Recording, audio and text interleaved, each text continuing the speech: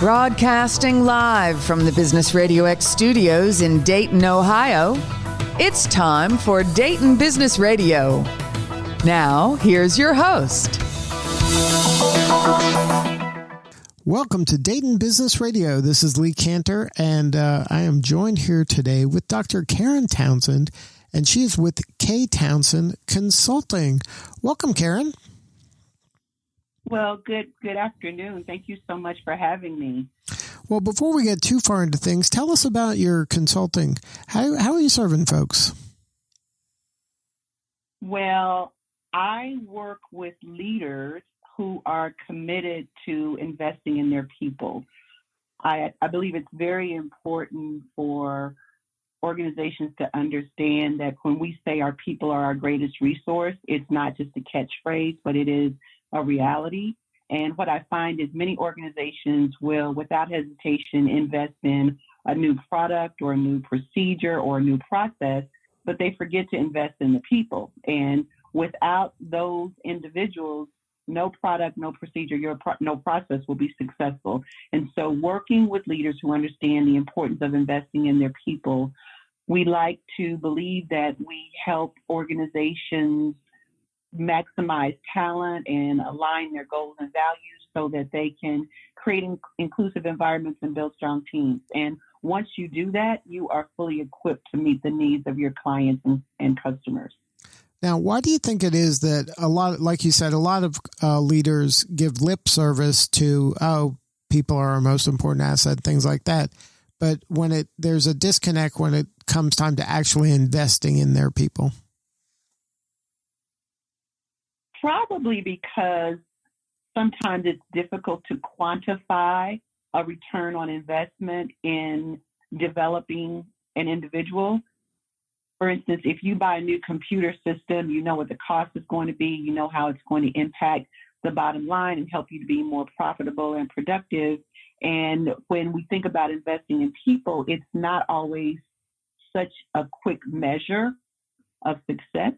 But when we look at those organizations that are most successful, we look at those that have understood the importance of making their people a priority. And some of those organizations, we look at companies like Google and Amazon and Facebook and a lot of those Silicon Valley companies that invite their employees to bring their pets to work, and they provide breakfast, lunch, and dinner. And all those things are nice because they say to an employee, I value who you are, and I want to meet your needs beyond just a paycheck on the 15th and the 30th. So I think every organization has to look at itself to question, what are we doing? How are we doing it? And what role do our people play in us doing what we do? And what are some of the things that our employees are saying they need? Part of it is listening and observing and being attentive and then responding to those things that you see and hear. Now, do you find that most people have leadership qualities within themselves, but they're just kind of dormant or they don't know how to really bring them out, and they do need this outside perspective, maybe a coach or consultant helping them get that out? Or do you think some people just don't have these leadership skills to begin with? I think everyone has the potential to be a leader. Some people maybe have it as more an innate quality, but I believe anyone can be developed into a leader. And it's important to look at people and identify what they do well.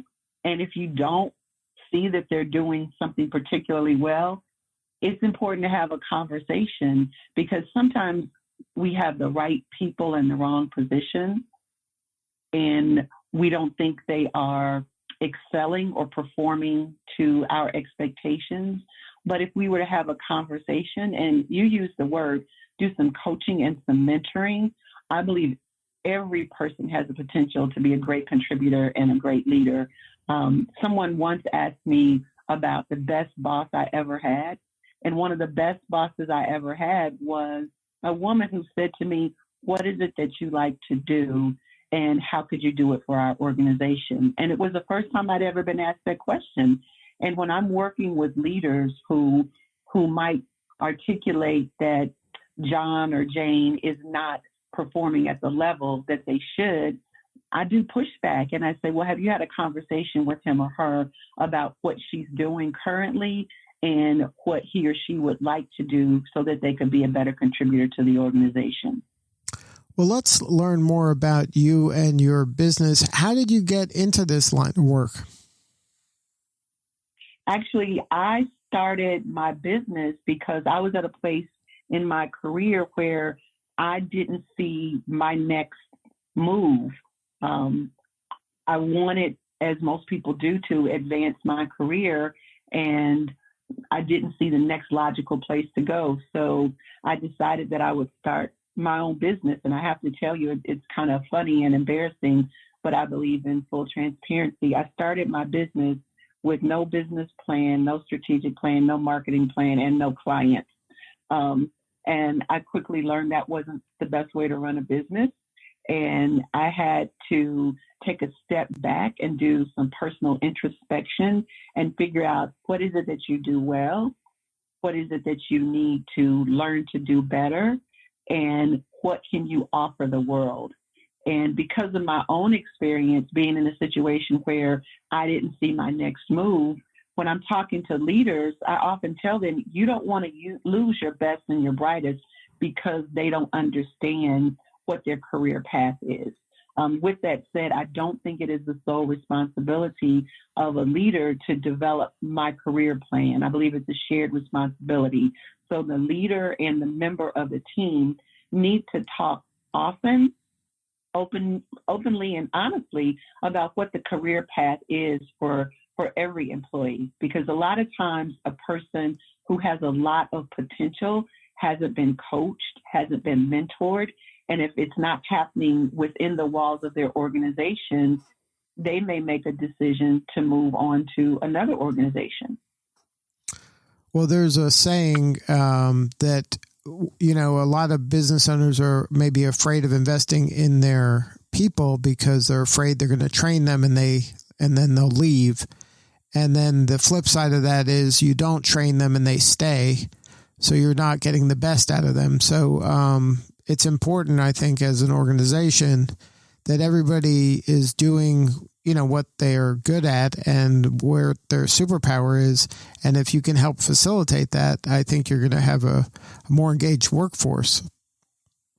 I totally agree. I think that leaders should be grooming their team members for their next promotion. And if we've created an environment where they feel valued and affirmed, they're going to look for that next promotion within the organization. And why wouldn't you invest in someone's development so they can be their best? And as you said, I could make a choice that I'm not going to invest in their development, and they are a mediocre or subpar employee. And that is not going to lead to organizational excellence or that person's professional development so they can be a great contributor. Now, let's talk about in your business, when you're working with a new client, can you talk about maybe that first meeting and how you get to know each other and how you can kind of share with them what your superpower is and how you can help them, and they can share maybe their vulnerability and what kind of needs that they have? That's a great question. I believe it's very important to be a good listener. It's not a skill that most of us have. We'd like to believe we're good listeners, but I have to tell you, I have a bachelor's degree, a master's degree, and a Ph.D., and I never took a class on listening. But I know that is such an important skill. I would never go into a potential client and assume to know what they need. I believe it's important for me to engage them in a conversation about what is their current situation, what is working well, what are some of their pain points, and then based on that, we work together to create a path forward. I believe that when people help to create the remedy or the program, they're more likely to supported. There's a saying, people will support what they help to create. So I always want to co-create any recommendation, any program with the client that I'm serving. I think it's important for me to be open and honest and transparent about what I can do and what I cannot do. As a consultant, I recognize that a lot of people in my role go into an organization and say, you know what, this is what you need to do without having done that pre-work.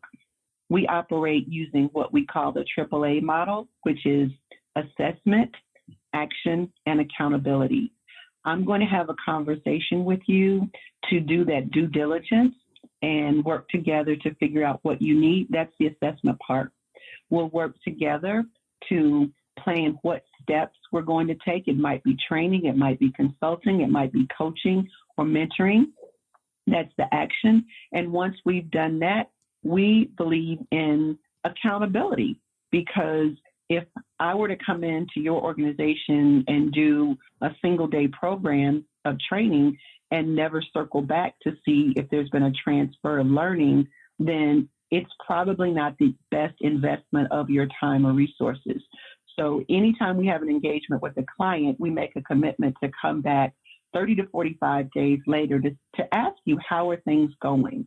Have you been able to apply what you've learned? And is there some way that we can serve you further?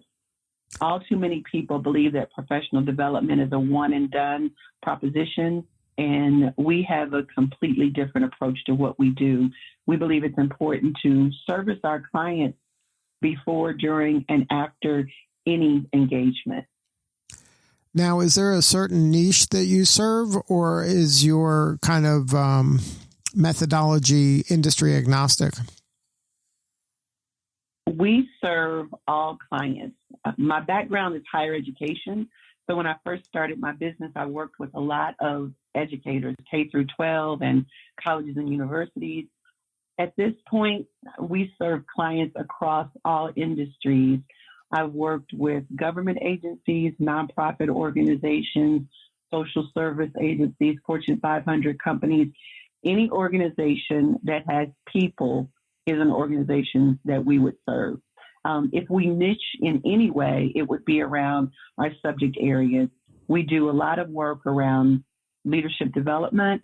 We do 21st century diversity and personal excellence, which is a category of anything that's a non-technical type of personal development. And again, that goes back to what I said about just investing in people. It's an easy sell to say, hey, we want to sell you this computer system, and we want to sell you a series of classes on how to operate the computer system. But we believe not just technical expertise, but interpersonal relationships are an area of development that companies need to focus on. Has there been maybe a success story you can share, maybe something rewarding or interesting that you've worked on? You don't have to name names, but maybe use it as a way to explain how you're able to make an impact in an organization. Sure. We had a client that invited us to come in because there had been a conflict among some of the people in the workforce. So initially, we thought it would be just a single conversation and maybe a mediation or conflict resolution opportunity, but it evolved into looking at the organization as a whole and examining how people were or were not getting along. And we talked with people in every segment of the organization from the top to the bottom. We did a series of focus groups so that everyone was able to express what their experience was. And regardless of what the topic is, I think if you were to talk to a CEO of an organization and ask that person, what is their experience working at XYZ Corporation, they would give you one response. But if you talk to an entry-level person and ask them what their experience was, it would be a different response. And what we were able to do was talk to people from the top to the bottom to the middle and bring representatives from each segment of the organization together to talk about what we need to do so our organization can excel. as a result of that, they put together an internal task force that made a commitment to ongoing work to make sure once they created that culture of inclusiveness and collegiality, that it would be ongoing. And it was a project that required an investment of time and resources. But when we completed it, the client was completely satisfied, as was all segments of the organization. So it was a holistic approach to professional development, not just for one person or one department, but for the entire organization. So now as your business is evolving and it's not kind of this impulsive thing that you did when you started, how do you feel about it? Are you enjoying life as a business owner?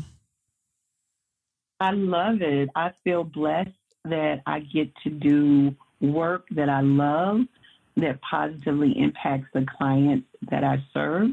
And one of my goals is to have more get to days versus have to days. A lot of people wake up every day and they say, oh my gosh, I have to go to work. And I'm in a position that I wake up and I say, oh my gosh, I get to do this work. So I'm enjoying what I do. I enjoy serving my clients, and my greatest joy is when I'm working with an organizational leader or a group of team members, and I see the light bulb go off in their minds. That's a good day for me. Now, if somebody wanted to learn more and have more substantive conversation with you, what's the best way to get a hold of you? They can reach me via my website, which is drkarentownsend.com, and it's DrKarenTownsend, drkarentownsend.com. And they want to shoot an email to info@drkarentownsend.com. One of my team members will be responsive and always looking to interact and serve those around us. We can also be reached by phone at area code 937-602-4641. Well, Dr. Karen, thank you so much for sharing your story today. Thank you so much for having me. I appreciate the opportunity to share. All right. This is Lee Cantor. We will see you all next time on Dayton Business Radio.